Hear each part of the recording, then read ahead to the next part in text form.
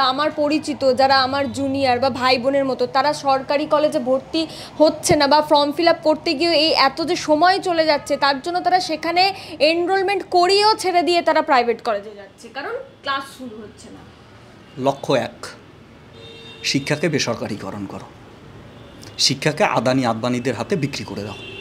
মমতা ব্যানার্জি তাই করছে, নাগপুর তাই চাচ্ছে, আরএসএস বিজেপি যা চাচ্ছে গোটা শিক্ষা ব্যবস্থাটাকে দেশের আদানি আদবানিদের হাতে তুলে দেওয়া, সেইটাই এ রাজ্যের সরকারও তাই করছে। তার প্রমাণ আপনি নিজে বললেন যে আপনার জুনিয়ররা, আমার নিজের বোন করেছে এটা, বেসরকারি কলেজ মুখী হচ্ছে। আজকের দিনে দাঁড়িয়ে পশ্চিমবঙ্গে ব্যাঙের ছাতার মতো বেসরকারি স্কুল কলেজ দাঁড়িয়ে গেছে। এখানে হাজারো ছাত্রছাত্রীরা পড়াশুনো করতে যাচ্ছে, হয়তো কোনো রেজিস্ট্রেশনও নেই। হ্যাঁ, এরকমও ঘটনা আছে। আর একদিকে শিক্ষা ব্যবস্থা, স্কুল কলেজ বিশ্ববিদ্যালয় একের পর এক তালা ঝুলছে। 8,000-এর বেশি প্রাথমিক বিদ্যালয় অলরেডি লাটে তুলে দিয়েছে। হাই স্কুলগুলোকে বন্ধ করে দেওয়ার মতো পরিকল্পনা হচ্ছে। ইতিমধ্যে 2-4টা কলেজের খবর এসেছে যে কলেজগুলোতে আর কোনো শিক্ষাকর্মী শিক্ষক যাচ্ছে না, সরকারি কলেজ যাচ্ছে না, যে না এখানে আর ওরকম পরিবেশই নেই, ছাত্র নেই।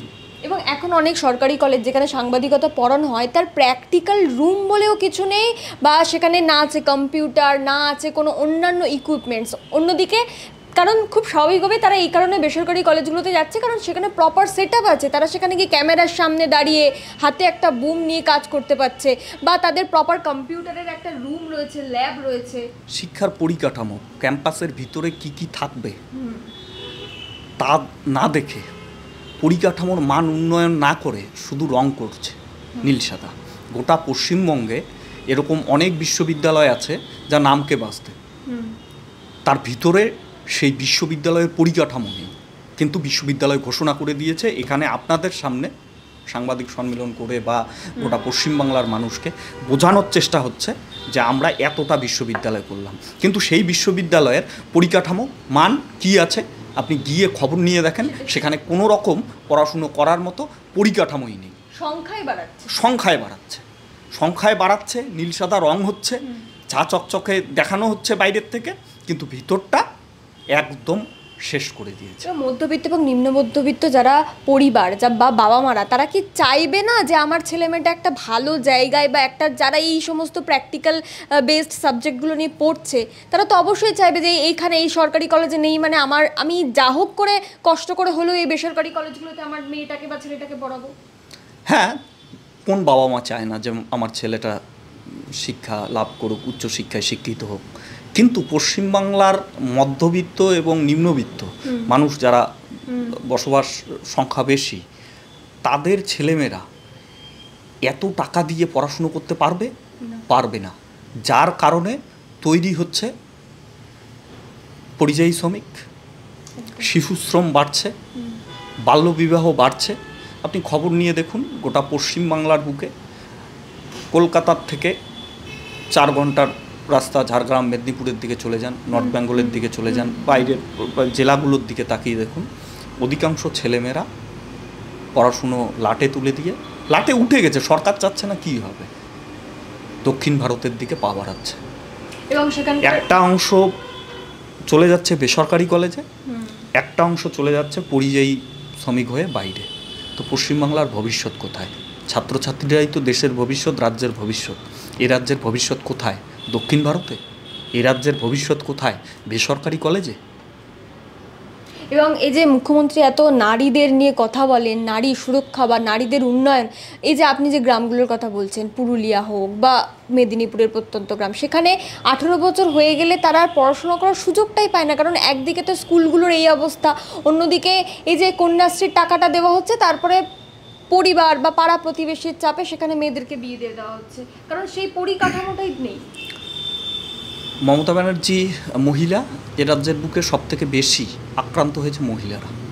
খবর নিয়ে দেখুন, সে ক্যাম্পাসের ভিতরে হোক, ক্যাম্পাসের বাইরে হোক, এ রাজ্যে একের পর এক নারী নির্যাতনের ঘটনা উঠে আসছে। দেশের বুকে আমরা শীর্ষে পৌঁছচ্ছি নারী নির্যাতনের ক্ষেত্রে। মমতা ব্যানার্জি এই সম্পর্ক কোনো ধরনের মন্তব্য তিনি করতে চান না। কলকাতার মতো জায়গায় তিলোত্তমার ঘটনা, আজকে পর্যন্ত তিলোত্তমার ঘটনা নিয়ে কি হলো? এখানকার কলকাতার অলিতে গলিতে লোককে জিজ্ঞাসা করলে বলে দেবে যে তিলোত্তমার ঘটনায় নিরপেক্ষ তদন্ত হচ্ছে না, সিবিআই ফেল, রাজ্য সরকার ফেল। সেই জায়গায় মুখ্যমন্ত্রীর ভূমিকা কী? এ রাজ্যের বুকে একের পর এক নারীরা যখন নির্যাতিত হচ্ছে, ধর্ষণের শিকার হচ্ছে, সেই সময় মমতা ব্যানার্জি তার ক্যারেক্টার নিয়ে প্রশ্ন তুলছে।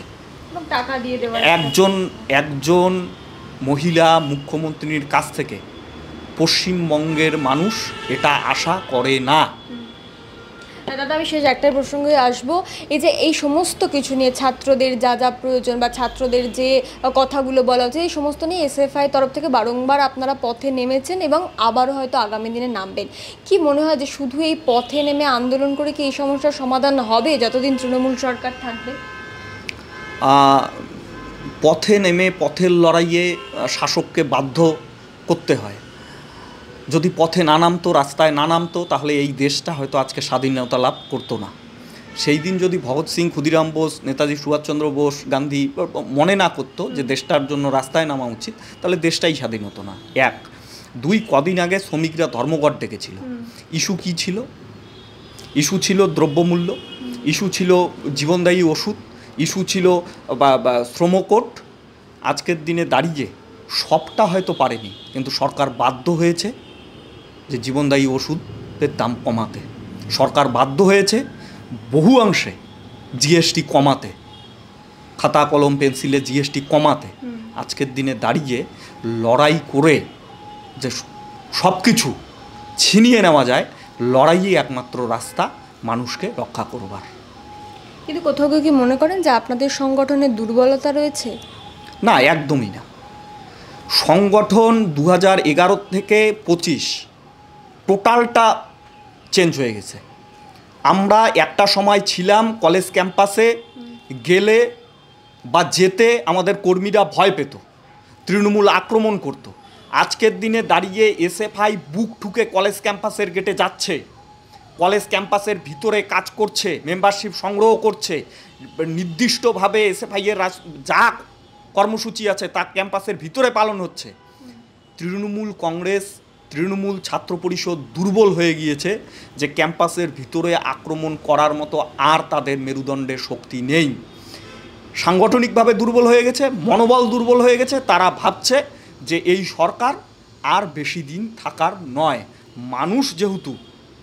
মানুষ জেনে গেছে মমতা ব্যানার্জির এবং এই সরকারের যা কাজকর্ম, মানুষের মধ্যে যে ক্ষোভ তৈরি হয়েছে, তাতে তৃণমূল কংগ্রেস যদি আজকে থেকে 10 বছর আগের মতো ব্যবহার করে ছাত্রছাত্রীদের সঙ্গে, তাহলে বলবো সেই হিসেব ছাত্রছাত্রীরা বুঝে নেওয়ার মতো জায়গা তৈরি হয়ে গেছে।